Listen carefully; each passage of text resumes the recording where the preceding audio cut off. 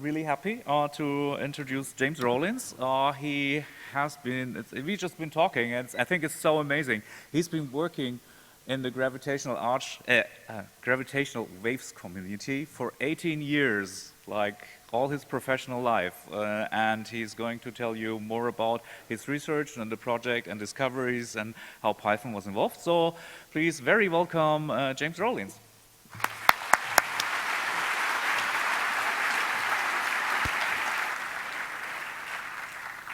Hello, can everybody hear me? How's it going? Ooh, very good. All right, so yes, I'm Jameson Rollins. I work for the LIGO project, which is a project to detect gravitational waves. Brief overview, it consists of these two big interferometers, which I'll describe in a minute. It's an NSF project in the United States.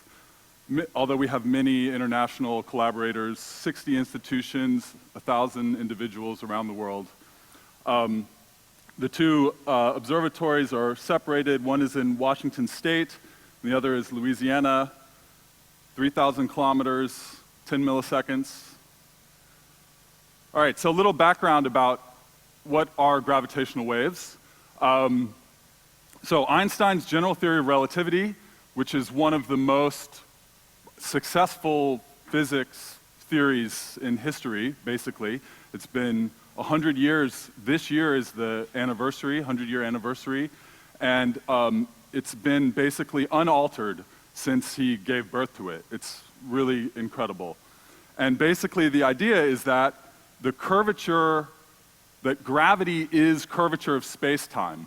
So masses in space cause the space-time to curve, and then the curved space-time causes masses to change their trajectory. And this is the only equation in the talk, I promise. And this is the Einstein's equation. It's the curvature is described by this mathematical object called a tensor over here, and then the mass energy content, it's like what is in space is on the other side.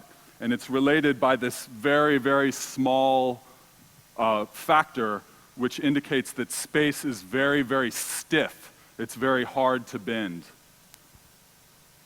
So one of the interesting predictions of general relativity is that it predicts there should be waves of gravity.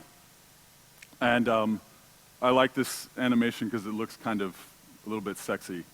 But so you can imagine that what's happening here is that through the central axis of this tube is the movement of a gravitational wave. A wave is propagating through this tube, or in this direction, and what you can see, what the tube is doing is showing how the surrounding space-time is going to move. So perpendicular to the direction of travel, the space is compressing in one dimension and expanding in the other, and then as the wave moves, it does the opposite. So it kind of does that squeezing and stretching motion. So if you look at the cross-section of the tube, and you put some masses at the edges, you'll see that the masses, because the space is bending, are going to move with the space, all right? So how can we use this effect to look for the gravitational waves? So what we do is we make this device called an interferometer. We can use light to measure these distances in space. So you imagine these two, we have here is a laser, a beam splitter, and then two mirrors. And if we shoot the laser beam at the beam splitter, it splits the light goes to the two mirrors and bounces off, then comes back to the beam splitter where it is recombined. And what happens is you take this very interesting property of light, which is that it can interfere with itself, and what you can do is very precisely measure the relative separation of these two end mirrors. So this is you can see the waves going in the two arms. They're out of phase at the output port, but then when the end mirrors move, they become in phase, and so you get the light goes up and down at the output port. It's a very simple, elegant concept. And so how do we use this So we take this very simple concept of laser beam mirrors, and after many, many years of development, we made it much more complicated because, as I'll explain shortly, it's this very complicated optical system now, and all the point of all of these extra optics, these extra folding of the light, is to try to amplify the signal. So one thing I'll just point out is that instead of just having the light go down to the end and bounce off a mirror and come back, we actually have cavities in the arms which allow the light to build up. It bounces in the arms many, many times, and that amplifies the effect of the end mirrors moving.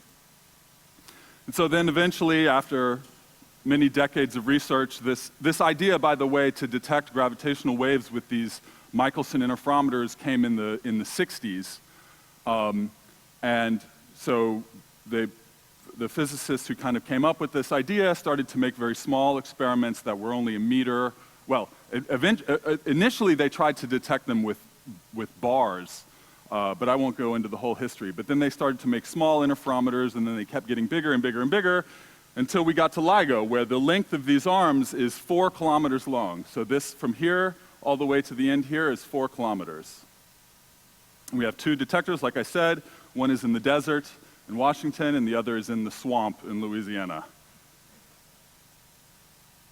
So this is what it looks like inside. So this here is inside this central building, okay? If we kind of zoom on to the inside there. It's a big vacuum system. So the whole interferometer is enclosed in this big vacuum. These big chambers here hold the mirrors. Here's a person for scale. So it's very big inside here. So this is one of the mirrors. So you can see at the bottom here, that's the mirror. The red thing is the mirror. It's about this big. It weighs 40 kilograms. It's suspended, so it's not firmly attached to the ground because, of course, the ground moves a lot, and we don't want the motion of the ground to confuse the instrument and make it think it's a gravitational wave. So we isolate the mirrors from the ground with these very complicated seismic isolation systems. There's actually, this mirror is hung from this mass, which is hung from another mass here, which is hung from another mass here, which is hung from this table, which has, active seismic isolation system. And so this is one of the core mirrors. This is our laser, which can output over 100 watts of continuous light power. That doesn't sound like much because you think of a light bulb in your house as 100 watts, but the light bulb is outputting light in all directions, and this laser beam is focused into a very tiny spot, and if you were to get hit by it, it would not be fun for you. Here's what it looks like at the output of the interferometer. So actually, where we make the detection is in this assembly here, where that what we call the photodetector that measures the light is inside here. And so the light goes through the whole interferometer and comes to this chamber where it bounces around on some more optics and eventually is caught in this assembly here. And here's another picture. I think this is another very sexy picture. So this is inside the end chamber where the end test mass is. And so you can see this is the test mass here. This is what we call the end mirror. And so behind this guy here, down here is the 4 kilometer long arm. And then this whole assembly here is to take a little bit of the light that leaks through the mirror, and then it bounces up in here and goes up onto another optical table up here where we measure the light. So we actually measure the light in many different places throughout the interferometer. So we're constantly getting feedback about what's going on inside the instrument. All right, so basically, LIGO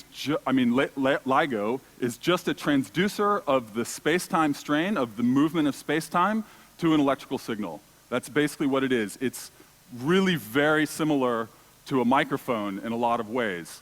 I mean, a microphone, when it gets the pressure from the air, it causes the microphone to move, and turns that into an electrical signal that we can then digitize and process and listen to. Well, it's very similar with LIGO. And interestingly, the frequency range that LIGO can detect of the motion of space-time is the audio frequency range. It's exactly the same bandwidth that you hear with your ears. It's from about a little less than, from like 40 hertz up to a couple kilohertz. And so this is sort of our primary thing that we measure. We look at this, scientists in LIGO look at these plots a lot. So this is called the strain spectrum of LIGO, the spectral amplitude spectral density. And it's basically just a measure of how much power there is at each frequency in the detector. So you can see here the gray curve. This is what the strain spectrum looked like in the initial versions of LIGO. At the end of the initial LIGO project, which ended in 2009. And then in 2009, we ripped the whole instrument apart and we completely put it back together with all new components to try to make this curve go down. And then that's what we got to with this black curve, basically. This is only for one instrument. The two instruments are slightly different, obviously, so the spectrum is a little bit different, but it's mostly the same. And so this is where we are in our first observing run, which happened in 2015 with the advanced detectors. And let me just talk really briefly about what limits this. And so what we're trying to do is we're trying to make this measurement as sensitive as we possibly can. And so what we want to be limited by is physics. We don't want to be limited by any sort of technical noise sources like, is our amplifier noisy? That would be a failure, basically. We would think of it as a failure if our amplifier was too noisy. And so what do we have here? So at the left side in this sort of cyan trace is the seismic noise. I mean, we can try to suppress the seismic noise as much as we can, and that's what we do with these suspensions, with the seismic isolation tables. And so what happens is the ground is moving quite a bit, and so all of the seismic isolation systems attenuate that motion. That's why you have this very steep drop-off in frequency here. This green trace down here is interesting because that's actually thermal motion in the test mass. So the actual test mass, because it's not at absolute zero temperature, is going to be vibrating. All of the molecules in the test mass will be vibrating. And that is motion that will limit how much we can detect.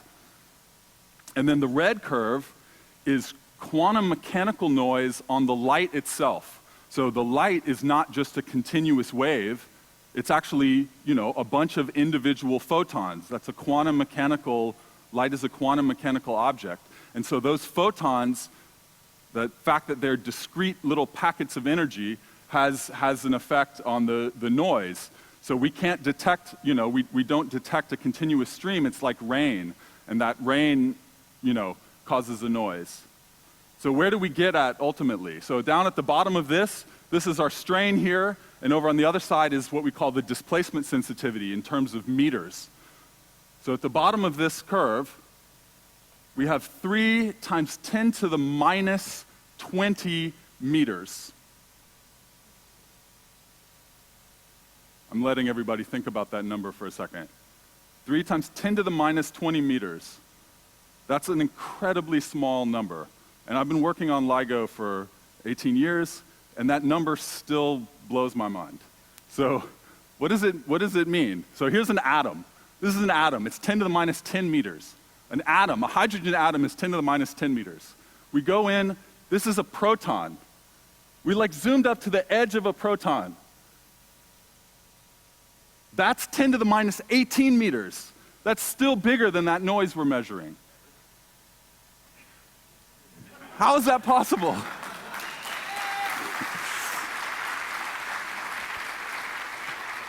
It's crazy. It's nuts. I don't know how we do it. I know how we do it. So what does it sound like? So let's put it all together.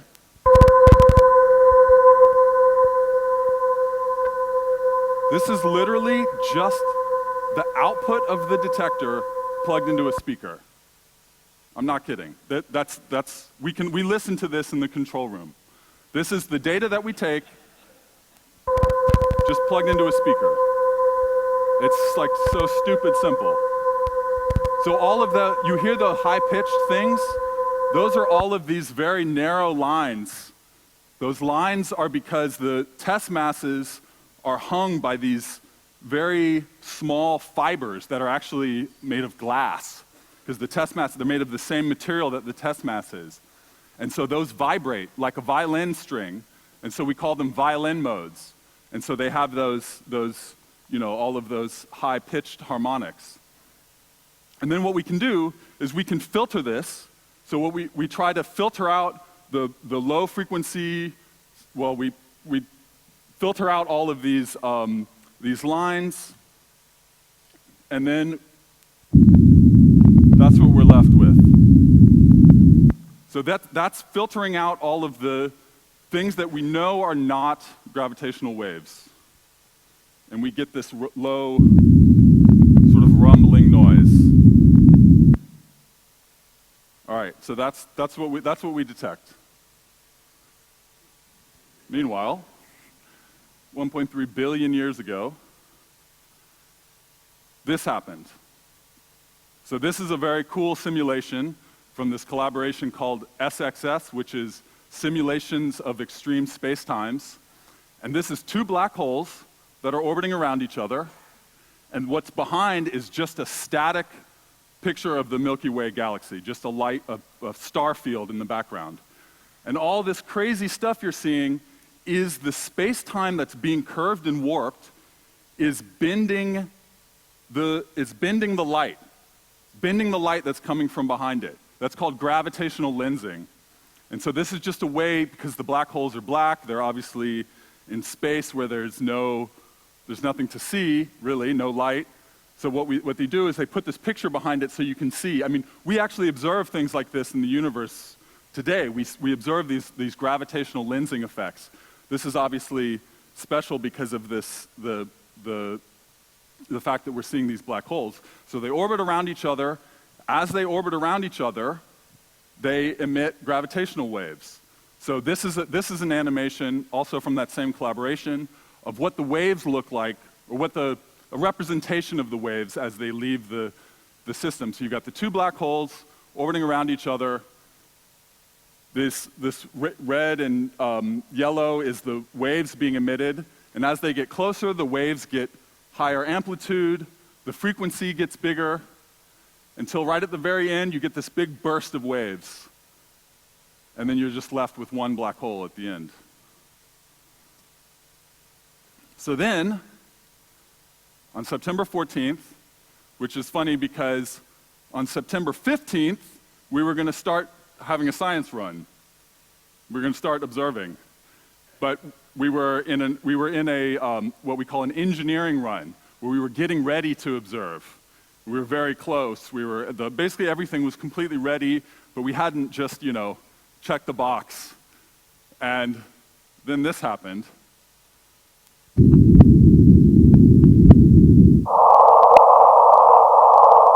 So this is the real signal, and this is pitch shifted up, so you can hear the chirp. And so this is actually what was measured by the instrument from black holes that look like that. So this was the first detection of gravitational waves. And you can see this is basically what the signal looked like in the Hanford detector, and this is what it looked like in the Livingston detector. I'll replay it one more time. You can hear the chirp at the end.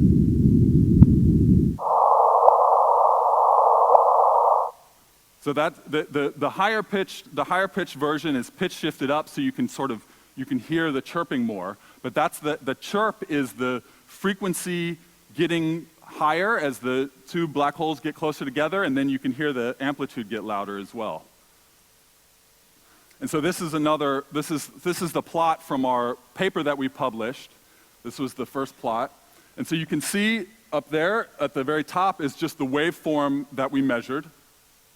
I mean, it's literally just, like a wave file.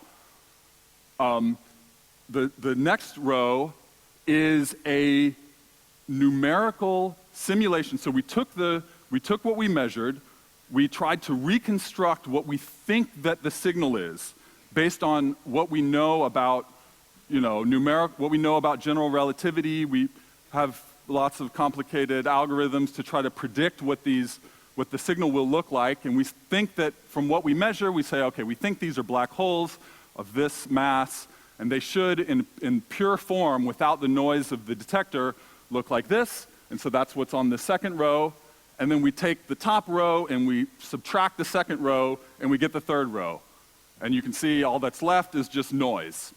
So what does that show? It shows that there's actually a pretty good match. If you take away our prediction of the signal from what we actually measure, you're left with basically nothing. And so we kind of use that as evidence. That's not how we prove it, but it's a nice thing to see. And this is the frequency as a function of time. So you can see it's about 200 millisecond long signal, and the frequency starts very low. It's something like 40, 50 hertz, and then it goes up to like 300 hertz. And we call this signal GW 150914, first ever gravitational wave detection. So then, that was day -1 of our observing run, and so we kept going. And then on Boxing Day, on December 26th, which was actually December 25th in the United States, everybody started to get more email all of a sudden, and we detected another event. And this one is a little bit different. In the first event, the two black holes are very similar size. In this event, they're different, the size difference is bigger. And so you have one much smaller than the other. And so the event is longer. It's over the course of a second, and we see many more cycles of the event. So this is a little bit complicated, but I just want to show it just because this is kind of what we show as evidence of the proof. These curves down here are what we call the background, and we get these curves by shifting the data from the two instruments relative to each other so that there's no causality between them. So, if you shift them remember I said that the light travel time between the two detectors was 10 milliseconds? Well, if I shift the data at a second, so that the one is shifted for 1 second relative to the other, there's no way that something that's traveling at the speed of light is going to have a coincident signal in both of those things. So that's how we generate this background. We shift the data and then look for gravitational waves, and we don't, we see this very sort of expected random signals. And then these are what we detected during the first observing run. So over here on the right is the first signal, which is just screamingly loud. It's like really loud. We never expected we would see signals that, we didn't really expect to see signals that loud. So we made spent all these time making these very sensitive algorithms to listen to tiny signals and noise, like needle dropping, and then we get this really loud signal. Whatever. So it helps us because, of course, the next one was not so loud. And so that's the GW 151226, the Boxing Day event. And of course, people might have heard about 5 sigma. That's what scientists use to try to say that something is significant. And so you can see those are how the sigma move up as you get louder and louder. And so the purple is kind of what we consider. Actually, this black one here is the background because of the fact that the first signal is actually in the data. The first signal, even if you time shift it, it is coincident occasionally with random events in the other detector. And because it's so loud, it actually looks like fake signals. So we remove that. And then, also in October, we got another event that's kind of interesting. It's not you know, if there were no gravitational wave signals, all of the orange boxes would just be on that line. And so anything that's off of that line, that's a little bit interesting. And the further away it is, it's much more interesting. So we have this another event. You can see it's only like 2 sigma, so it's not very strong, but, you know, I'll let you guys be the judge. So here's some numbers. So it's kind of incredible to me that with this tiny amount of data, we can learn a lot about the system because we know general relativity very well. We can run these numerical simulations. We can sort of reconstruct what it looked like. So we get an estimate of how far away it is. 1.3 billion light years, which is 1/10 of the distance to the edge of the observable universe. So it's really far away. This is one of my favorites here.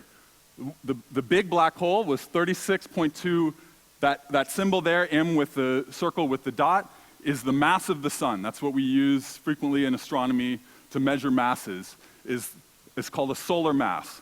So this black hole was 36 times the mass of the sun. The other one was 29 times the mass of the sun,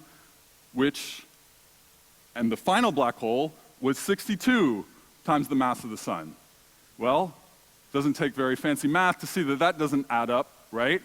So what happened? There's 3 solar masses missing. That was the gravitational waves. So these 2 black holes colliding turned 3 entire suns. They just like completely evaporated the energy and turned it into gravitational waves. That's pretty incredible. That's a lot of energy that went into bending the space. And then this one, this is just crazy here. So the luminosity, the ergs is another measure of energy that we frequently use in astronomy. 3.6 times 10 to the 56 ergs per second. That's how much, at the very peak, how much energy per time it was emitting. So the luminosity of the sun is 10 to the 33. So that's 23 orders of magnitude bigger than the brightness of the sun. Yeah. And then the entire universe, the luminosity of the entire universe, if you don't have any crazy events like this, just the ambient universe, is 10 to the 55 ergs. So at the peak of this event, it was brighter than the entire rest of the universe, which is, these events are very, very energetic. All right, so that's the story of LIGO. We're currently, we took the instruments down again to try to improve them, because every time we improve, we go out in distance, but when we go out in distance, that's the volume is the cube, so little increase in distance makes a lot of extra volume, so we get a lot more potential events. So that's why we keep trying to improve the sensitivity. Once we get up to our design sensitivity, remember we're at that black curve. We're not at where we ultimately want to be yet, and I didn't explain why we're not there yet, but you can come ask me after if you'd like. But if we get to that ultimate design sensitivity, we'll see multiple events a week, we hope. So more big discoveries soon. We hope to see binary neutron stars colliding. So, you know, black holes are just these mathematical general relativity objects, but neutron stars have structure, and so if we see those smashing together, we can learn stuff, lots of interesting things. Those might produce electromagnetic waves that we could detect with telescopes, which is very interesting. And then we've got more detectors that will join our network soon. Virgo is a French-Italian collaboration that will hopefully be taking data soon. Kagra is a Japanese collaboration. We're hoping to build another LIGO detector in India.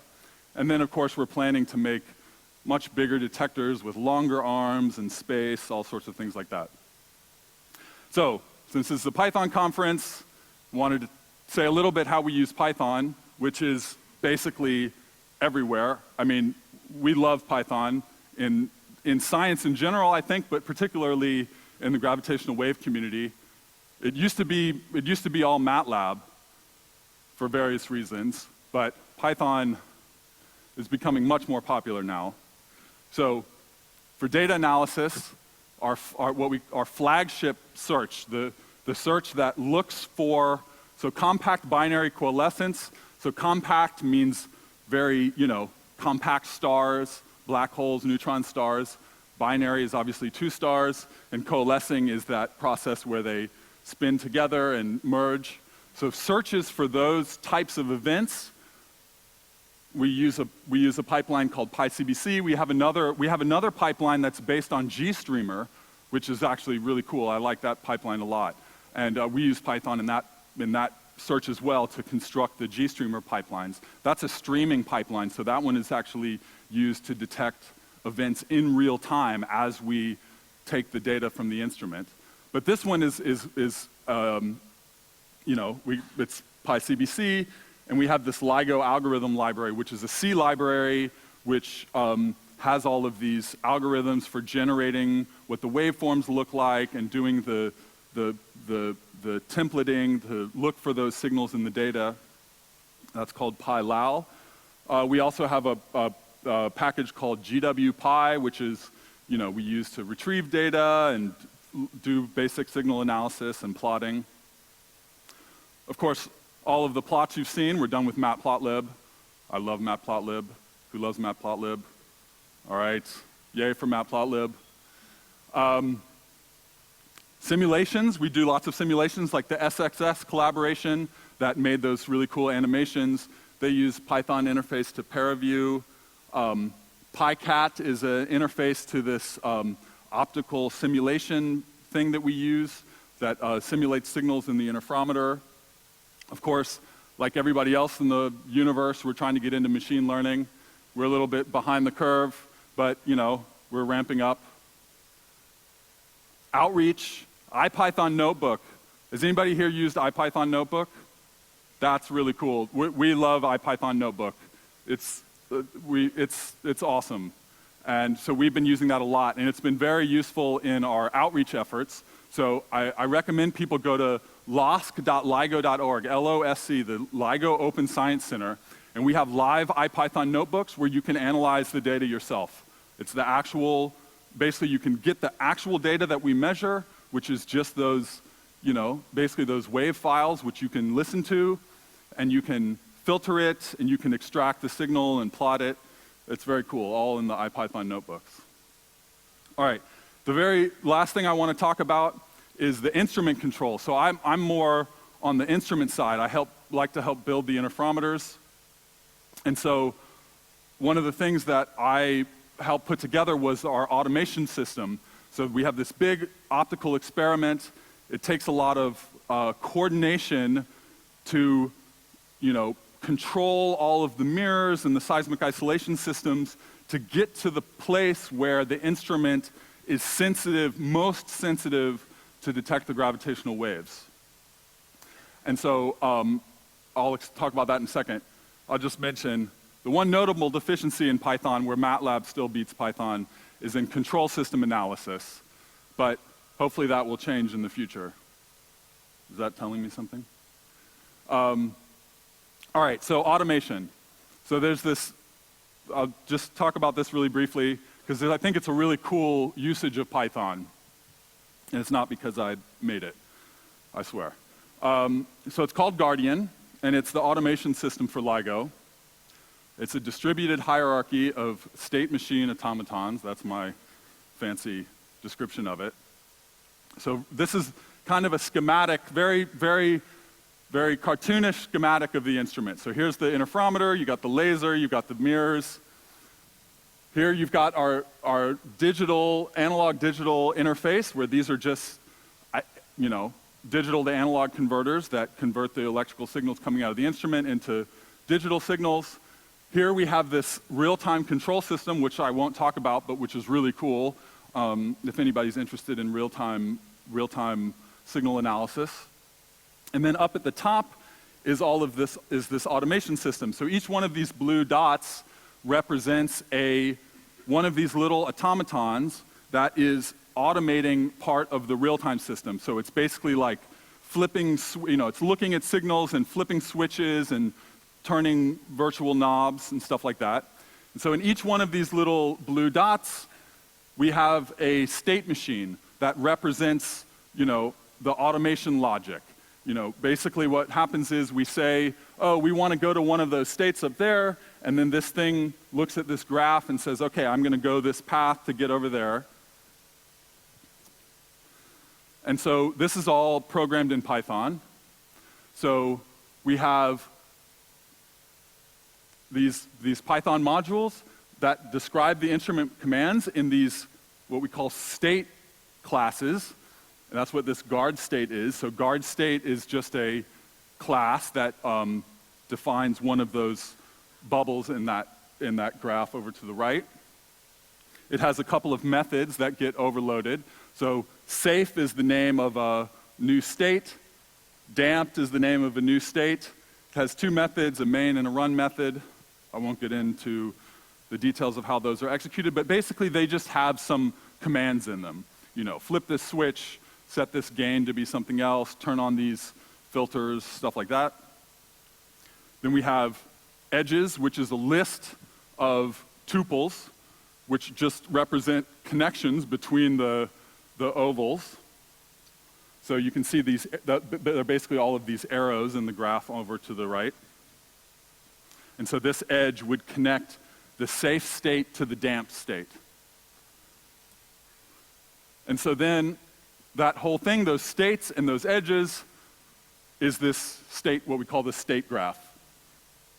So what Guardian does is it takes the modules that describe these state graphs, it imports them.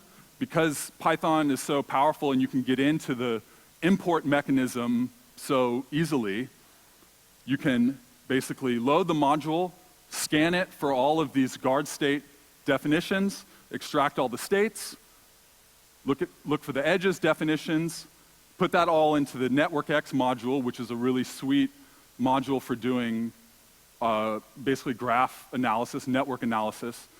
If anybody has to do network analysis, I highly recommend this package. And then it builds these graph representations.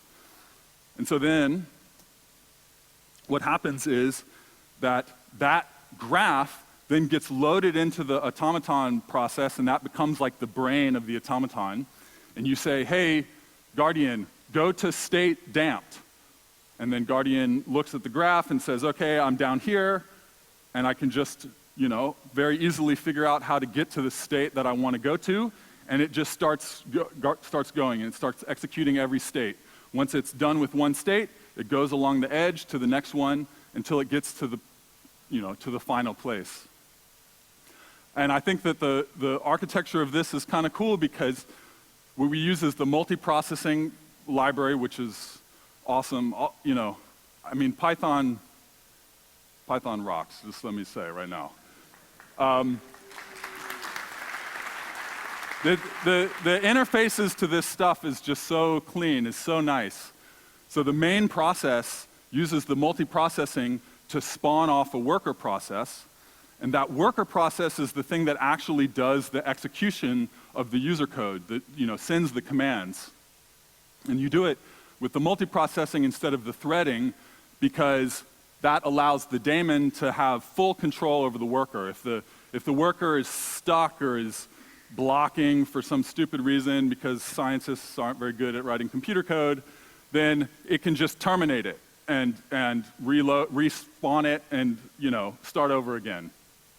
And we use the shared memory interface in the multiprocessing to exchange data between the two processes. So the commands to the worker go through the shared memory, and then the status of the execution of the user code goes back up through the shared memory.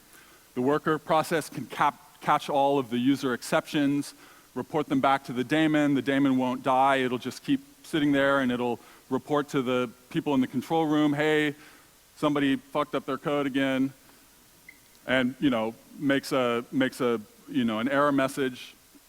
One thing that's kind of cool is that you can completely reload all the code on the fly. So you can just send a command to the daemon. It'll go and take all of the user code, that state graph, and it'll just take it. It'll take you can even reload if it's in the middle of executing a method on a class. you can even reload that same class. So what it'll do is it'll just wait till the method is done executing. In the meantime, it's taking all the attributes of that class, stuffing it into the new version of the class, and then when that method is done, it just swaps it out and starts executing the new version of that method, the new version of that class with the new commands in it. Pretty cool. And we use this EPIX client server. This is something that's frequently used in physics in large physics experiments to do control of various, control of big physics experiments. It's basically like a lightweight network message passing interface. So that's it. Just let me say, Python played a huge role in the detection of gravitational waves, in the analysis, in the control of the instruments, and on behalf of the entire field, I thank all of you.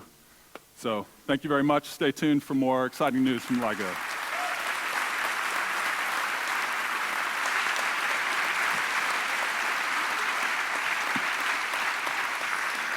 Yes, thank you very much, James. I think this wasn't it amazing, like this view into one of the biggest discoveries ever in physics. I mean, amazing talk. Thank you very much, James. I think you have a gift, haven't you? We probably can take a few questions if you. Very good. Thank you. Yeah. Questions? Oh yeah, I'm happy to take questions. Yeah, we probably have like 5 minutes for questions. So can you please come here? Yeah, please come to the front here. So I've read, is it true, that when the first event came out, it was so huge that you thought it was a fake, some kind of elaborate prank? Are you asking what I personally thought? Because that's funny, because I thought exactly that. But I mean, many people in the collaboration, well, we of course behaved immediately like it was a real event. But I was very, I don't know, it's too crazy, it's too perfect, it's too loud, it's not what we expected to see as our first event.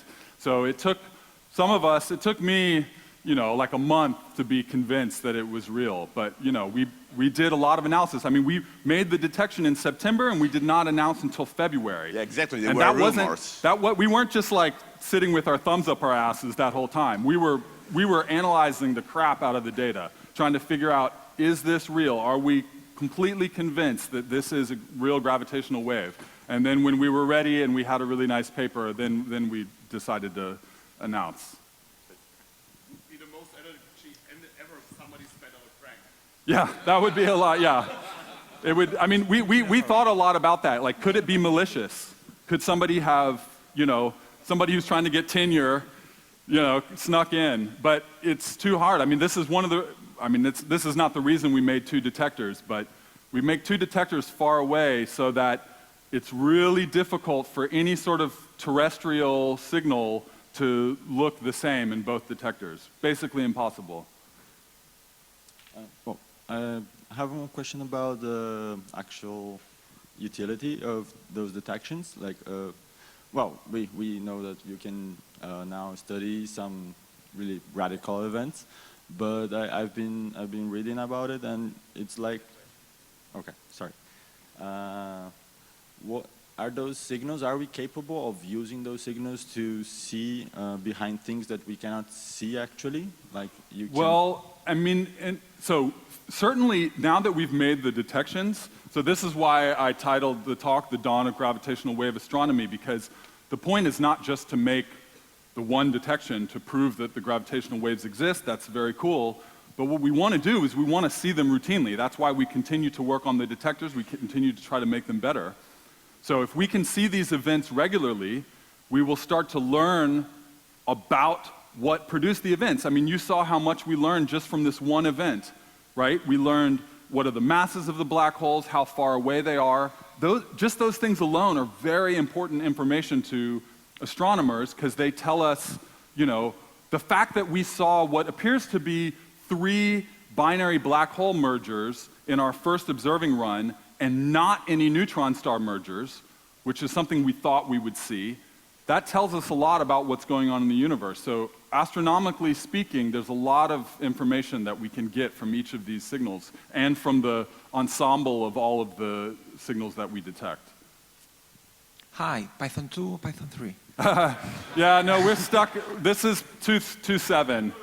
2.7. We're slow to upgrade. We try to keep, we try to make things be, we're trying to do science, so we're not trying to go to the cutting edge all the time. I mean, obviously it would be, we will go to Python 3 eventually.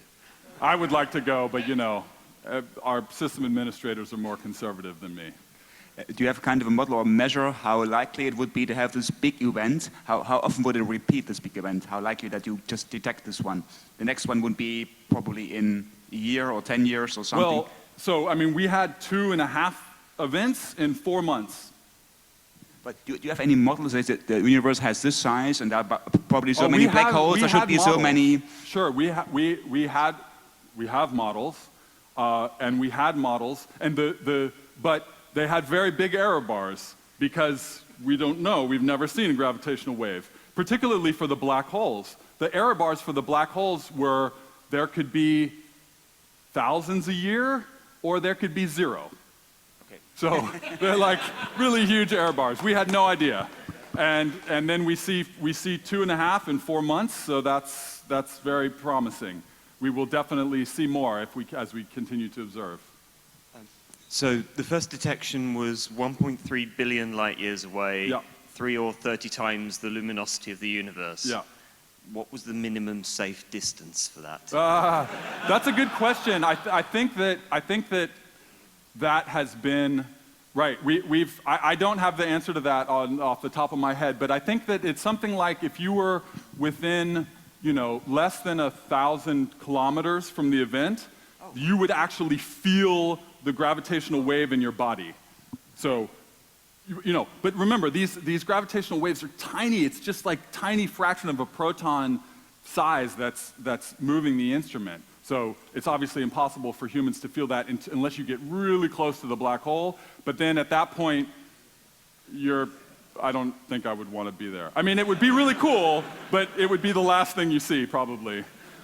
That's a big relief, thank you. I thought there was no life left in that galaxy. I wouldn't worry too much about it. I wouldn't worry too much. Okay, so first, congratulations. It's really great to see finally some detection, confirmed detection in physics.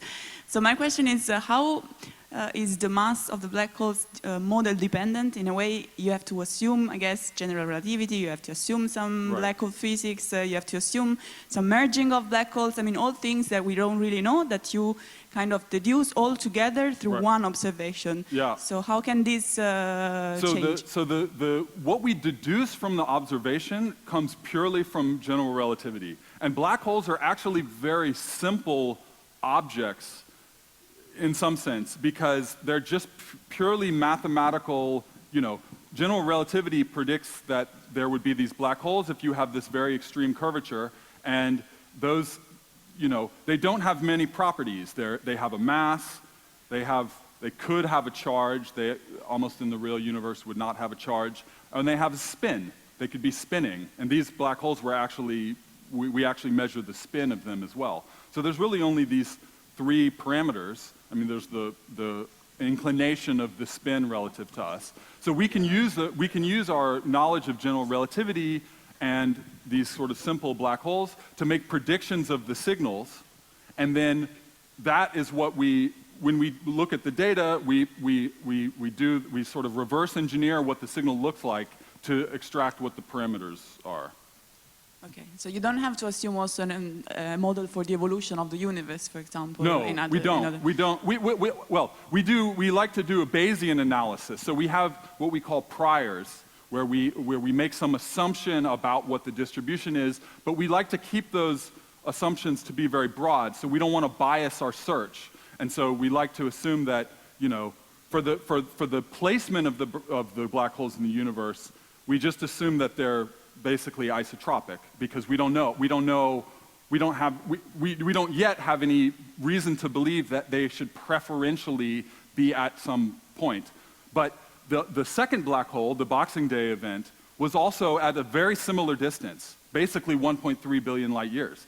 So that's very interesting. We have two detections, and they're both from basically the same distance away. They're also kind of similar masses. They're, 10, 20 times, 30 times the mass of the sun. So, this is what we're learning from these detections. Okay, we have time for 3 more short questions. So Danielle, okay, very short. So, Fabian and Fabio. Has your adoption of open source software also helped engender attitudes to opening the data and the output of your science? Yeah, I would flip it basically and say that scientists are by their nature open. It's a little bit tricky because in academia,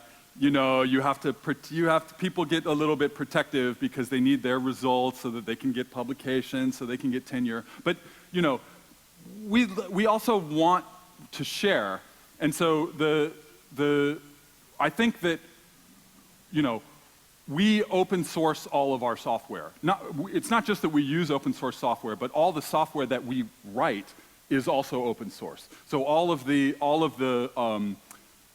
PyCBC, PyLAL, all of our algorithms, those are on GitHub.